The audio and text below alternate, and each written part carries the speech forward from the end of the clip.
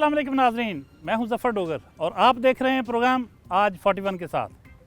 नाजरीन, आपकी मुलाकात करवा रहे हैं आज मौसीकी और गायकी की दुनिया के एक बहुत बड़े नाम से। पाकिस्तान के एक प्राइड ऑफ परफॉर्मेंस अवार्ड याफ्ता फ़नकार हैं, बहुत बड़े सारंगी नवाज उस्ताद ग़ुलाम मोहम्मद ख़ान। उनके साहबजादे उस्ताद ग़ुलाम साबिर ख़ान अपना अलग मुनफरद मकाम रखते हैं मौसीकी और गायकी में। आइए मिलते हैं। हम उस्ताद ग़ुलाम साबिर ख़ान के घर पहुंच चुके हैं। आइए आपको लिए चलते।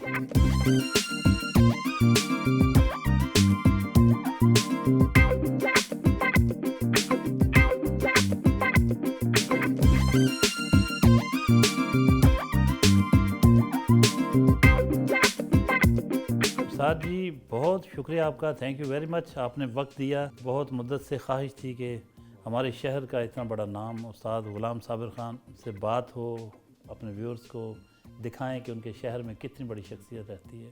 थोड़ा सा अपने बारे में अपने मुंह से कहिए, अपनी ज़ुबान से कहिए।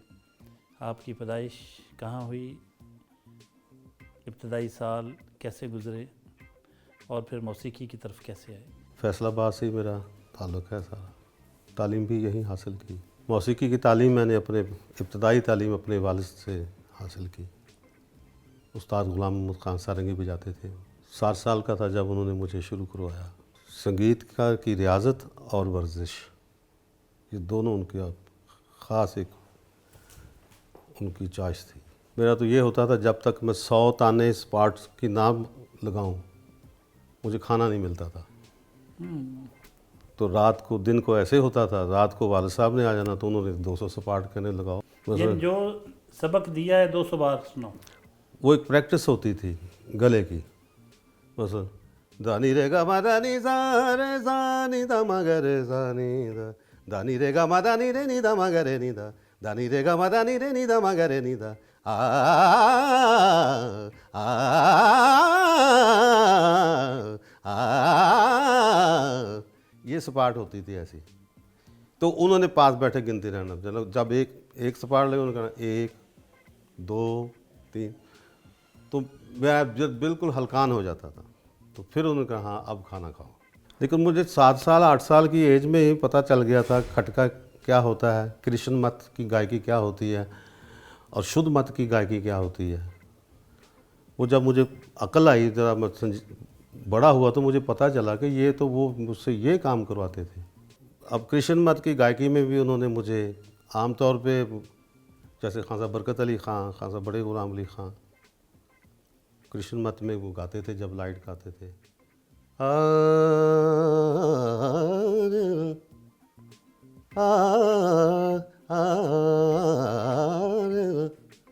ऐसे वो कह देते थे।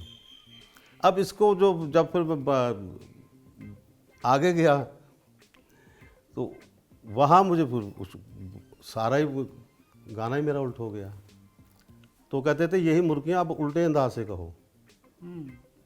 तो मैंने उनको बर्जस्ता अपने उस्ताद अपने मैंने कहा ये तो उल्टी मुर्गी तो फीमेल के गले में होती है। कहते मज़ा तो तभी है कि तुम्हारे गले में हो, जैसे मैं भी तो उल्टी मुर्गी कहता हूँ। एक दिया है जो अंधेरों में जला रखा है, रखा ये उल्टी मुर्गी है। तो ये फिर अब वो हर मत की गायकी वालिद साहब ने मुझे 7-8 साल की एज में करवा दी थी। तो बचपन में आपने अपने वालिद साहब से सीखा, तो उस दौर में आपने सुना किस किस को था? और अपने वालिद साहब को सिर्फ, क्योंकि मेरे वालिद साहब गायक बहुत अच्छे थे। क्योंकि बड़े ग़ुलाम अली ख़ान ने कहा था उन्हें हैदराबाद दक्कन में, आंध्र प्रदेश में, तो ग़ुलाम अली ख़ान जब तुम गाते हो तो जब हैदराबाद रेडियो से तुम्हारी रिकॉर्डिंग चलती है तो लोग समझते ग़ुलाम अली ख़ान गा रहा है। या एक काम करो, या सारंगी बजाओ या गाना कर लो या गायक बन जाओ, एक काम करो, मेरे साथ मुआहदा करो। लेकिन बाद में लोगों को पता जब चलता था ये तो सारंगी नवाज ग़ुलाम मोहम्मद ख़ान थे गा रहे। जब अनाउंसमेंट होती थी वो कहते थे श्री ग़ुलाम मोहम्मद ख़ान की आवाज़ में हमने आपको फ़लाँ राग सुनाया। तो अब्बा ने फिर वो ऐसे कि दोस्ती उनकी बहुत थी, आपस में बड़ी मोहब्बत थी। तो वहाँ वो जो नवाब हैदराबाद थे, नवाब ज़हीर यार जंग, उनके यहाँ ही वो रहते थे। तो वहाँ फिर उन्होंने फिर गायकी छोड़ी, सारंगी शुरू की। बेसिकली वो सारंगी भी पहले भी बजाते थे। बड़े गुलाम अली खां भी पहले सारंगी ही थे। और सारंगी का नशा ऐसा है कि बंदे को जी नहीं जाता कुछ और कर। मुकम्मल गायक हो फिर सारंगी बजा सकता है। ये जो मसलन हारमोनियम है ना, जैसे सारे गामा पा धा नी सा इसमें बजा दिया, वो तो हर सुर नोट। मुकम्मल गायकी समझता हो, सूझबूझ हो, वही सारंगी बजा सकता है। सारंगी का वो प्राइमरी का स्टूडेंट फिर बनता है। हाँ, मुकम्मल वो गायकी जानता हो, सुर को समझता हो, तमाम रमूज जानता हो, फिर वो सारंगी उसको सिखाई जा सकती है। ये राग कितनी किस्म के होते हैं और एक गायक कितने रागों पे वो उसको हो सकता है? कोई गिनती नहीं है। गिनती नहीं। तो हाँ, लेकिन वो उनके ख़ानदान हैं, 12 थाट हैं। नहीं, ये क्या है? सारे गा मा पा सा नी दा। सारे गामा पा धा नी सा, ये तो एक क्या है? 7 सुर है ना। सरगम, 7 सुरों की सरगम। हाँ, ये 7 सुरों के भी 12 सुर बनते हैं, फिर 12 के 21 सुर बनते हैं। जो जैसे 21 सुर बनते हैं वो किसी इंस्ट्रूमेंट में नहीं है। हर 2 सुर के दरमियान 2 सुर और होते हैं जो बहुत कम लोग लगाते हैं। जैसे आप राग दरबारी गाएं, उसमें वो सुर दोनों इस्तेमाल होते हैं। 2 सुर के दरमियान मज़ीद 2 सुर होते हैं, जिसको श्रुति बोलते हैं। तो ये आपके नज़दीक जो बड़े गायक थे वो रागों को कितना समझते थे? सारे हर तरह के रागों को समझते थे? समझते थे तो गाते थे। हर तरह का राग? हाँ, जो 2 रागों को मिलके बनता था। भाई जो भी गायक हुए हैं ना, अगर उनकी ज़िंदगी 70-80 साल की भी हुई है तो पूरी ज़िंदगी में उन्होंने 4 या 5 राग तैयार किए हैं जिन पे उनका अबूर हुआ। यही मैं जानना चाह रहा हूँ कि वही वो 12 कभी कोई राग कहीं गाया, कभी कोई गाया। मालूमात वो चाहे 10,000 रागों की रखते हों, लेकिन 5 से 6 राग ज़्यादा तो ज़्यादा। हाँ, उस्ताद सलामत अली खां को मैंने देखा कि कोई भी नया राग उन्होंने ऐसे ही गाया जैसे वो इसी की रियाजत करते हैं। आपने शादी कब की? शादी मेरी हुई थी जब मैं 13 साल का था। 13 साल की उम्र में? हाँ जी। इतनी जल्दी क्या थी? वालिदैन नहीं रहे थे, मेरे छोटे बहन भाई थे, सबसे बड़ा मैं था। ओके। तो बुज़ुर्गों की अक्लमंदी थी, उन्होंने मुझ में लड़कपन था। तो अभी मैंने मैट्रिक भी क्लियर नहीं किया था जब मेरे वालिद का इंतकाल हुआ। तो उन्होंने फिर एक संजीदा खातून ढूंढा, कज़न है, चचाजाद थी मेरी, उनसे मेरी शादी की। वो एक संजीदा खातून थी, मैच्योर थी। उन्होंने मेरे छोटे बहन भाइयों को बड़ी अच्छी परवरिश की। कितने बच्चे हैं आपके माशाल्लाह? 11 बच्चे हैं। तो इसमें किस शोबे में गए हैं वो? सारे बच्चे मेरे जो हैं मुख्तलिफ शोबे हैं उनके। म्यूज़िक में नहीं आया कोई? म्यूज़िक में सबसे छोटा बेटा यही है, हसन रज़ा।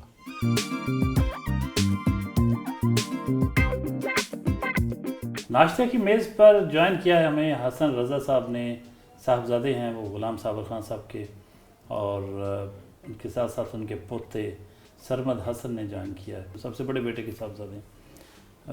बातें करते हैं उनसे, और सबसे पहले तो साबर खान साहब से जानते हैं कि वो खाने पीने के मामले में क्या मामूलात हैं उनके, क्या पसंद नापसंद है उनको। सर, गाने वाले जो हैं, गायक हैं जो, उनको अक्सर देखा बड़े खुश खुराक होते हैं। जी हाँ, सही है। इसकी क्या वजह होती है? अगर अच्छी खुराक खाएंगे तो फेफड़े भी पावरफुल होंगे, पट्टे भी पावरफुल होंगे, तो गाने में वो मजबूत होना ज़रूरी है। आपके साहबजादे से बात करते हैं। हसन साहब, आपको कब शौक़ हुआ इस तरफ आने का? मुझे शौक़ बस अब्बू गाते थे घर में कभी कभार, फिर इनके साथ शो पे जाना, इनको दे दे के मुझे शौक़ हुआ कि हमें भी सीखना चाहिए, क्योंकि फैमिली इस काम को आगे बढ़ाना चाहिए इस काम को। तो आप क्लासिकी ही गाते हैं? नहीं, मैं अभी मैं गाता नहीं हूँ, जस्ट अभी मैं उनसे सीख रहा हूँ। जस्ट अभी स्टार्ट मैंने किया है हारमोनियम प्ले करना। ओके। तो क्या जहन क्या है, क्लासिकी की तरफ रहेंगे और गज़ल की तरफ? क्लासिकल तो मॉडर्न जो आजकल काम चल रहा है उसकी तरफ आने का शौक़ है, जो आजकल डिमांड है पब्लिक की। पैसा भी उसमें है ना? हाँ जी, क्योंकि क्लासिकल और गज़ल तो बहुत डिफ़िकल्ट है, उसके लिए बड़ी मेहनत करनी पड़ेगी। सरमद साहब, कैसे हैं आप? अल्हम्दुलिल्लाह, शुक्र है अल्लाह का। स्टडी चल रही है जी बस। आप भी आएंगे म्यूज़िक की तरफ? जी बस दादा जान जो परमिशन देंगे तब। सही। तो कैसा लगता है इनकी, कभी सुना है लाइव? हाँ जी, हम बचपन से देखते आ रहे हैं जी इन्हें। तो यानी कि जब हम छोटे छोटे थे तो हमें भी बहुत गा के उन्हें सुनाया है, और माशाल्लाह मुझे नहीं लगता कि इनकी तरह कोई गा सकता है इस वक्त।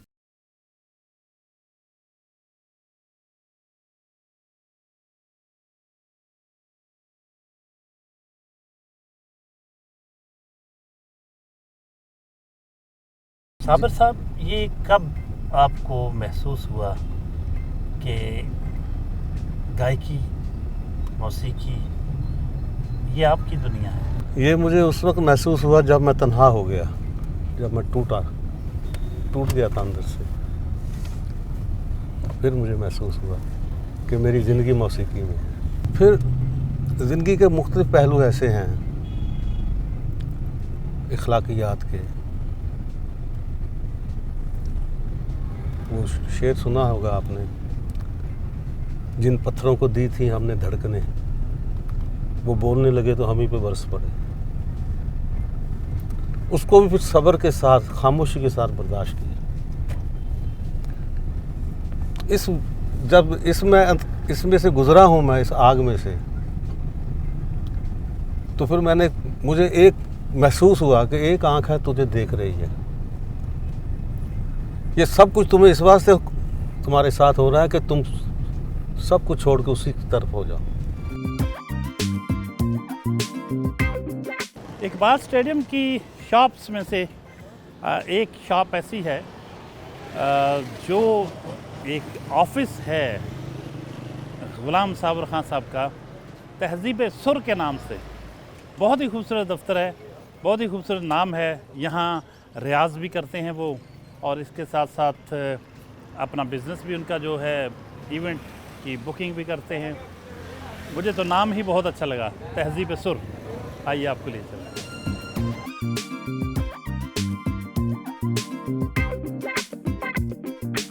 उस्ताद ग़ुलाम साबिर ख़ान, जिन्हें प्यार से, मोहब्बत से साबिर मेहदी साहब भी कहा जाता है, साबिर मेहदी, क्योंकि मेहदी हसन साहब के शागिर्द हैं।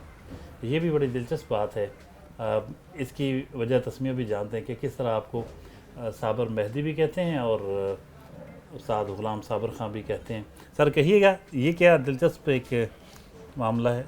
एक्चुअली तौर पे मैं बुनियादी तौर पे क्लासिकल गायक हूँ। मेरे वालिद उस्ताद ग़ुलाम मोहम्मद ख़ान सारंगी बजाते थे और वो बिलोंग करते थे आंध्र प्रदेश, हैदराबाद दक्कन से। तो जब मैं 7 साल का था उस वक्त उन्होंने मुझे गायकी शुरू करवाई। जब मैं 13 साल का हुआ तो उनका इंतकाल हुआ। उसके बाद फिर मैं बाकायदा उस्ताद सलामत अली ख़ान साहब का शागिर्द हुआ। मेरे वालिद साहब ने अपनी ज़िंदगी में कह दिया था कि मेरे बाद ये तुम्हारे उस्ताद हैं, उस्ताद सलामत अली ख़ान, शाम 84 घराने की। तो मैं क्लासिकली गाता रहा। तो 1988 में 74 से मैंने रेडियो पाकिस्तान से शुरू किया, लाहौर से क्लासिकली गाता था। 1988 में मैंने जब कहा कि मैं लाइट की तरफ आऊँ, गज़ल की तरफ, जब गज़ल की तरफ मैंने तवज्जो देनी शुरू की, तो जितना भी मेरे पास उस्तादों का, अपने वालिद का, उस्ताद सलामत अली ख़ान का, दूसरे अच्छे गायकों का सुनने का जो मेरे पास जो एक्सपीरियंस था, उसको सामने रख के जब मैंने गज़ल की तरफ रुझान किया तो मैंने सुर को बहुत लताफ़त से और तलफ़्फ़ुज़ को बहुत ही गौर से, और जो लफ्ज़ है उसके मजाज का जब सुर देना चाहा उसको लताफ़त से, तो मेहदी हसन साहब को मैं क्रॉस नहीं कर सका। जब वो मेरे सामने खड़े थे, जब भी मैं सुर को लताफ़त से कहता था वो मेहदी हसन साहब सामने खड़े होते, तो मैं उनको जब क्रॉस नहीं कर सका तो मैंने नेक नीति के साथ उनका बाकायदा शागिर्द हो गया।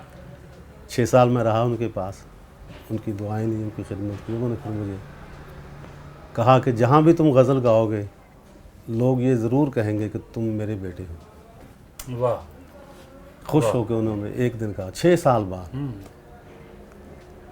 तो इस तरह वो जब मैं गज़ल गाता हूँ तो लोग खुद ब खुद ही कह देते हैं, नाम तो मेरा ग़ुलाम साबिर है, वो साबिर मेहदी कह देते हैं। आज हारमोनियम पे कुछ कहिए।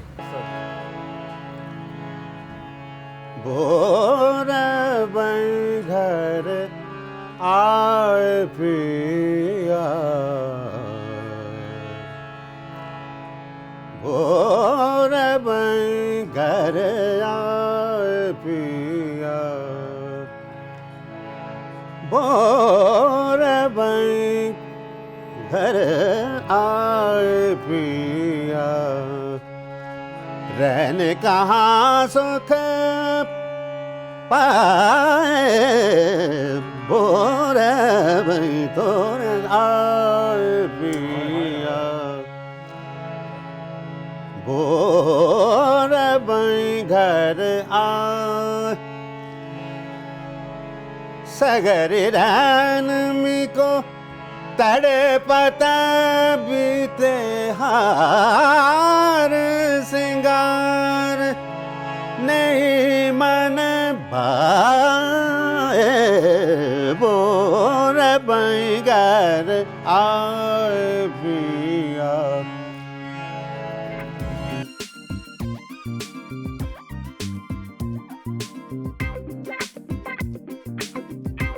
मेरे वालिद, मेरे उस्ताद खान साहब गुलाम मोहम्मद खान सारंगी बजाते थे। ये अवार्ड्स पड़े हुए हैं कुछ शीट्स जी हैं? हाँ, ये सब हिंदुस्तान से मिले हैं मुझे।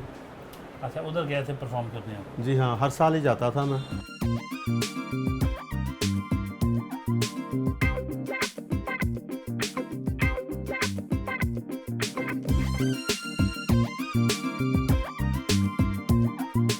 जब भारत वो जाते थे कभी, जी, कोई जी। ऐसा वाकया जिसमें वहाँ उनके फ़न को किस तरह से पजीराई मिलती थी, कोई याद आपकी? अल्फाज छोटे पड़ते हैं ऐसे, जिन अल्फाज से और जिस तरह लोग पजीराई करते थे उनकी, मैं आपको बयान नहीं कर सकता। लास्ट टाइम वो बिरला हॉल बम्बई में प्रोग्राम था उनका, तमाम फिल्म इंडस्ट्री के लोग बैठे हुए थे, अदाकार भी, संगीतकार भी, म्यूज़िक डायरेक्टर भी, गायक भी थे, प्लेबैक सिंगर भी थे सारे। तो लता जी के अल्फाज हैं कि मेहदी हसन की गज़लों की मेहंदी का रंग इतना गहरा है कि ऐसे लग रहा है कि पूरे ऑडियंस को वो रंग चढ़ गया। तो वो बैठ नहीं रही थी। नौशाद साहब भी मौसीकार आज़म थे, वो साथ खड़े थे, कमल बारूद साहबा थी। तो मेहदी साहब फरमा रहे थे कि आप तशरीफ़ रखें, बैठें, ताकि मैं गाना मज़ीद शुरू करूँ।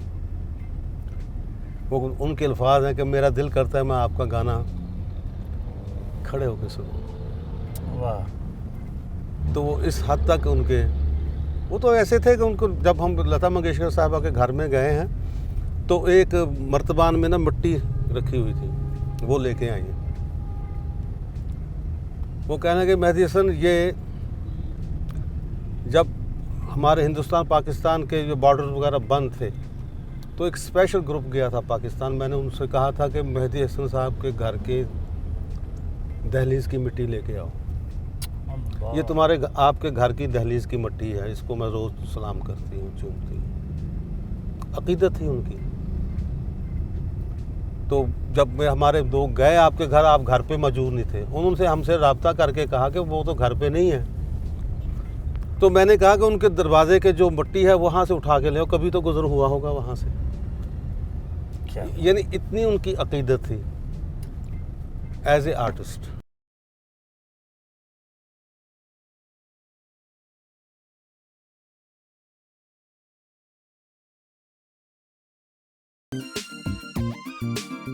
फैसलाबाद आर्ट्स काउंसिल पहुँचे हैं।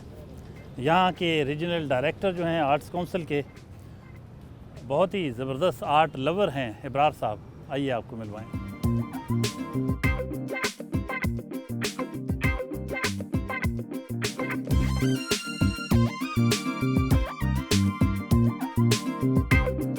Punjab Council of the Arts Faisalabad division के डायरेक्टर मोहम्मद इब्रार आलम बहुत ही आर्ट लवर शख्सियत के मालिक हैं उनसे बेहतर कौन जानता होगा सुर के बारे में, आर्ट के बारे में, फ़नून लतीफ़ा के बारे में।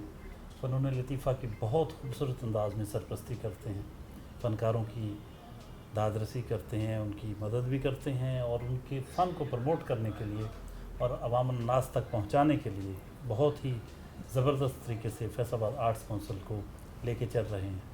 उनकी गुफ्तगू सुनते हैं। सर कहिएगा, एक बहुत बड़ा आर्टिस्ट फैसलाबाद का उस्ताद ग़ुलाम साबिर ख़ान। सर मैंने इनके साथ रिसेंटली ट्रैवल किया है, क्योंकि आपको पता है कि मैं बहुत थोड़ा अर्सा हुआ यहाँ है, लेकिन मैंने कहा यार ये बहुत बड़ा आर्टिस्ट है, बहुत बड़ा इंसान है, तो ये तो छुपा हुआ है। मैंने इनके साथ, मैं पूरे क्रू के साथ जब जाता था, ट्रैवलिंग की हमने टैलेंट हंट के सिलसिले में, मेरी गपशप ज़्यादा इनके साथ होती थी। तो मुझे बहुत अजीब लगा कि यार ये बंदा इतना बड़ा आर्टिस्ट है और इतना हम्बल है। तो फिर मैंने इनसे दोस्ती अपनी पक्की रखी। मैंने कहा यार ये तो अल्लाह ताला की तरफ से एक अता है, तो इनके साथ प्रमोशन जिस लिहाज से भी होनी चाहिए वो होनी चाहिए। सिटी 41 के प्लेटफॉर्म से फ़न और फ़नकारों को प्रमोट करने, उनकी एक्टिविटीज़ को कवर करने वाली सिटी 41 की रिपोर्टर खिलज़ा लियाकत वो भी मौजूद हैं, उनके तासरात भी जानते हैं।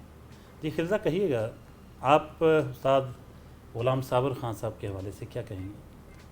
सर मुझे लगता है कि उस्ताद साबिर की अगर बात की जाए, इनसे अच्छा गज़ल के हवाले से, क्लासिकी के हवाले से जो है बहुत कम जो है फैसलाबाद में देखने को मिलता है। और इन्होंने ना सिर्फ पाकिस्तान बल्कि 64 में जब ये पाकिस्तान आए हैं और इन्होंने इंडिया में इनका बहुत नाम जाना जाता है, इंटरनेशनली लोग जो इनको बहुत अच्छे तरीके से जानते हैं। और मुझे लगता है कि जो इनकी गज़लें हैं, जो इनकी क्लासिकी है, ना सिर्फ वहाँ तक महदूद है बल्कि फैसलाबाद आर्ट्स काउंसिल में यहाँ आके इन्होंने बहुत गज़लें की हैं। और जब इनकी यहाँ पर कोई गज़ल होती है, ऑडिटोरियम में जितना रश जो है भर जाता है कि सीट्स नहीं होती हैं लोगों के बैठने के लिए। और नौजवानों की, यंगस्टर्स की अगर बात करें तो वो बहुत ज़्यादा इन्हें सुनने के लिए आते हैं। इब्रार साहब, आजकल क्या चल रहा है आर्ट्स काउंसिल में? अभी हमारे पास कल एक पेंटिंग एग्जीबिशन की इनॉग्रेशन हुई है, जो कमिश्नर साहब ने की है, जिसमें फैसलाबाद की सारी फीमेल एक्सपीरियंस्ड आर्टिस्ट हैं, उनकी लगी हुई इमेज। आए चलते हैं।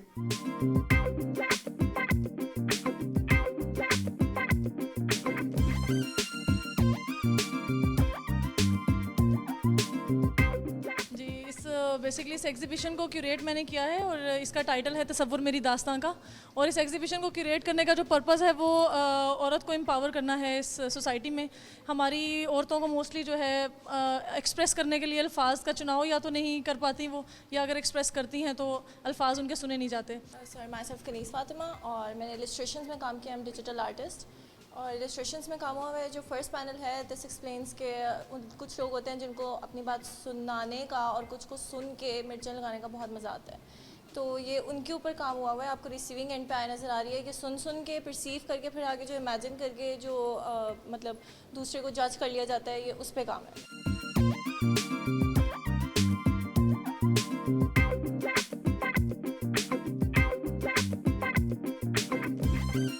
एग्ज़िबिशन का टाइटल था तसव्वुर मेरी दास्तां का। उसी के हवाले से मैंने अपनी बीइंग इन ग्राफिक डिज़ाइनर मैंने फ़ोटोग्राफी स्किल्स लिए हैं, जिसमें मैंने मैक्रो फ़ोटोग्राफी यूज़ की है। स्किन टेक्सचर्स को मैंने एलेबोरेट किया है, मज़ीद उनके पैटर्न्स को दिखाने की कोशिश की है। वो पैटर्न्स जो हमारी ही जिस्म का, हमारी ही स्किन का हिस्सा है, लेकिन हमारी देखने वाली आँख से ओझल है।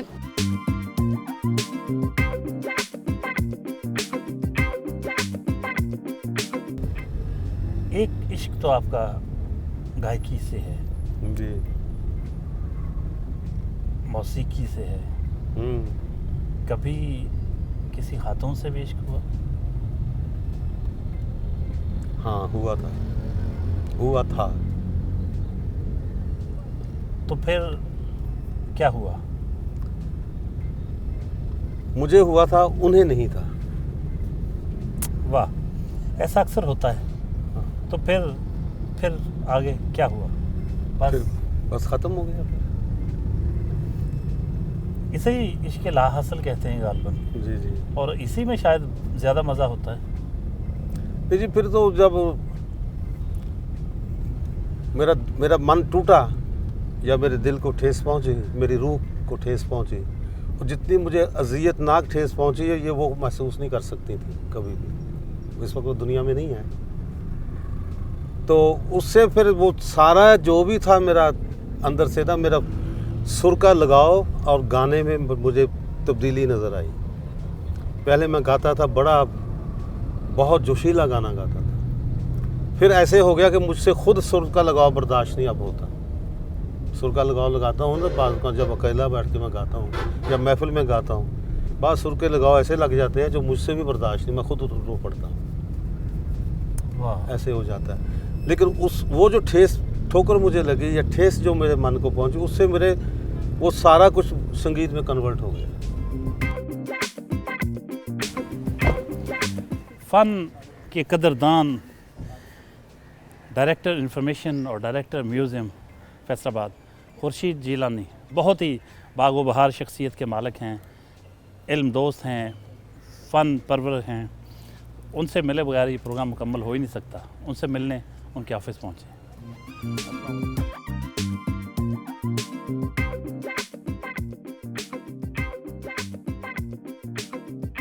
इंसान दोस्त, इल्म दोस्त और फ़न दोस्त Khurshid Jilani, director public relations, director Faisalabad museum, उनकी बातें सुनते हैं। उस्ताद ग़ुलाम साबिर ख़ान के बारे में क्या कहते हैं, कहिएगा सर। ग़ुलाम साबिर साहब फ़न की दुनिया के वो महताब हैं जिन्होंने ना सिर्फ फैसलाबाद को मुनव्वर किया है, बल्कि आने वाले लोगों के लिए भी रास्ता मुतय्यन किया है कि अगर अल्लाह ने आप पे करम किया और आप सुर ले ताल को पहचानते हैं तो फिर आपको नामवर होने से कोई नहीं रोक सकता। और ये इज़्ज़त और एहतराम की बात है कि ये बहुत बड़ा फ़नकार लायलपुर फैसलाबाद का बेटा है और काबिल फ़ख्र बेटा है। इसकी मौजूदगी में यही कहा जा सकता है, जैसे कहते हैं शायरी में कि हम अहद यूसुफ़ी में ज़िंदा हैं। तो उस्ताद ग़ुलाम साबिर की मौजूदगी के लिए मैं तो अपने लिए ये कहूँगा कि ये मेरी खुशबख्ती है कि मैं ग़ुलाम साबिर मेहदी के अहद में ज़िंदा हूँ और इनसे आशना हूँ। ये मेरे लिए बड़ी सादत की बात है।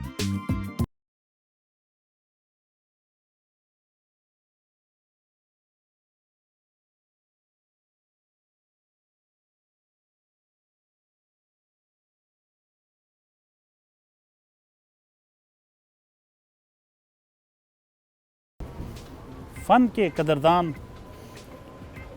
Additional director general public relation FESCO Tahir Mahmood Sheikh से मिलने उनकी रहायशगाह पर पहुँचे। आइए आपको लीजिए।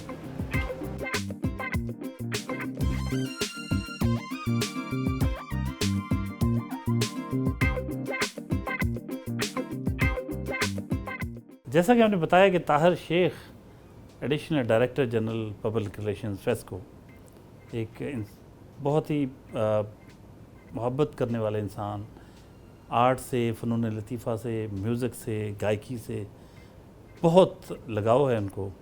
बल्कि उनकी अगर कहा जाए कि रग रग में ये बसे हुए हैं ये सारे जो फ़नून लतीफ़ा के अज्ज़ा हैं, अनासर हैं, तो गलत ना होगा। हमारे साथ मौजूद हैं, उनसे बात करते हैं कि वो फैसलाबाद के इस सपूत को जो गायकी की दुनिया का क्लासिकल गायकी का आज के दौर का सबसे बड़ा नाम, जो क्लासिकी मौसीकी अब चूँकि सुनने वाले कम रहते जा रहे हैं, आजकल हल्ला गुल्ला ज़्यादा है, लेकिन जो सही दिलों को छेड़ देने वाले तार बजाते हैं, जो आवाज़ें, जो राग, सुर, साज, आवाज़, उनमें उस्ताद ग़ुलाम साबिर ख़ान का नाम बहुत ही मोतबर है। उनकी शख्सियत के और फ़न के बारे में ताहिर महमूद शेख साहब से बात करते हैं। ताहिर साहब कहिए। जी, बड़ी खुशनसीबी है आज उस्ताद ग़ुलाम साबिर ख़ान साहब तशरीफ़ लाए हैं। और चूँकि सर आपने जिस तरह से बताया अपने इंट्रो में कि क्लासिकल मौसीकी नो डाउट अब ये नापैद होती जा रही है, और ऐसे हीरे आपने तलाश जो किया है उस्ताद जी को, तो ये बहुत ज़बरदस्त इनकी अबूर जो है स्पेशली क्लासिकल मौसीकी पर। चूँकि देखिए ना, आजकल का जो शौर का ज़माना है, हर दूसरा बंदा वो मतलब गुलकार बना फिरता है। मैं इसलिए कहूँगा कि वो गुलकार है नहीं, मगर बना फिरता है, तो इतराता फिरता है। और इसमें जो असल मौसीकी वाले हैं, जो मतलब समझने वाले हैं, वो नो डाउट कि वो क्लासिकल ही है। और सब मौसीकी जितनी भी हैं, पॉप है चाहे दूसरी मौसीकी की जो भी असनाफ हैं, उन सब की जो बेस है वो क्लासिकल मौसीकी है। और ये क्लासिकल मौसीकी हमारा असासा भी है। इस बरसग़ीर में जो क्लासिकल घरानों की जो तारीख़ है वो किसी से ढकी छुपी नहीं है, और उन लोगों की जो फ़न की खिदमत है उसी की वजह से मौसीकी यहाँ फली है, फूली है, बड़ी है। और पाकिस्तान में बहुत बड़े बड़े नाम, जैसे उस्ताद नूरजहाँ साहिबा था, अपना उस्ताद मेहदी हसन ख़ान साहब, और बहुत बड़े बड़े नाम यहाँ पे ऐसे नामवर शख्सियात हैं। कवाली में भी इस शहर का बड़ा नाम रहा है, उसमें भी बड़े बड़े नाम पैदा किए हैं। तो इन सब में जिस तरह से अलहदा शनाख्त है ग़ुलाम साबिर ख़ान साहब की, वो बहुत बड़ी बात है। और उनको सुनने के बाद दिल करता है कि वो बैठे अपना मौसीकी सुनाते रहें और हम सुनते रहें, पूरी रात बैठे रहें। क्या इनकी फ़न है, क्या पुख्तगी है, क्या बात है।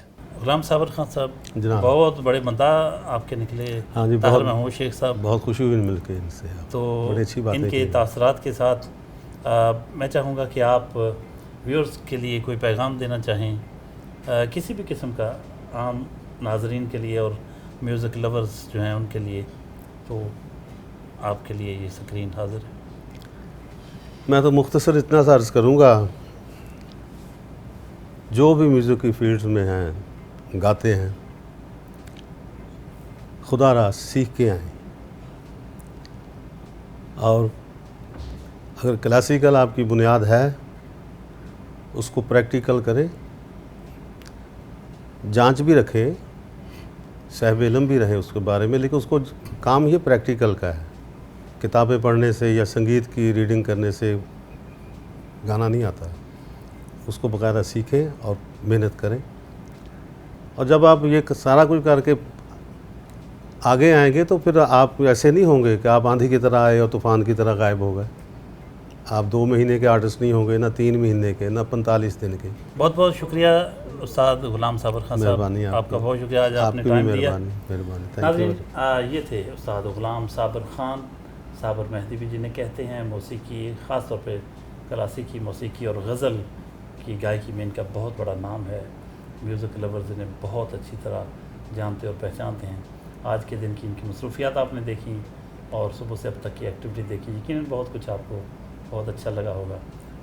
चलते चलते आपको इनसे कुछ सुनवाते हैं, ताकि जाते जाते जब प्रोग्राम ख़त्म हो रहा हो तो आपको इनकी खूबसूरत आवाज़ और जो साज़ और इनकी जो आलाप है, आप एक बार फिर सुन सकें और उससे महसूस हो सकें। इसी के साथ प्रोग्राम ख़त्म होगा और फिर अगले हफ्ते तक के लिए हम इजाज़त चाहेंगे। अल्लाह निगहबान।